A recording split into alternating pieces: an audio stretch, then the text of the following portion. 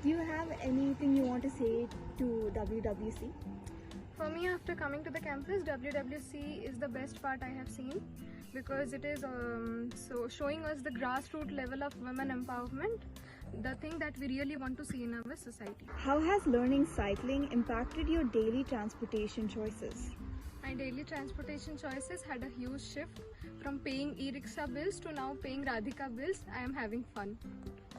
Has cycling positively influenced your physical fitness and well-being? Surely, but initially I had sore body pain and all, but now it's very perfect and beautiful to have a cycle with the cycling. How was your experience of learning cycling with WWC? It was quite great, and I feel that this has somehow taken us from the grassroots level to a good level now. Do you have any cycling stories or experiences that you want to share with us? Yeah, before I learned cycling, it was all good for me, but paying bills was bad. But after I learned cycling, uphill was a very bad story for me. But now, with time, it's becoming easier to come uphill, and downhill is always the best part in my journey. On the scale of 1 to 5, how confident and independent do you feel while using cycle as your mode of transportation?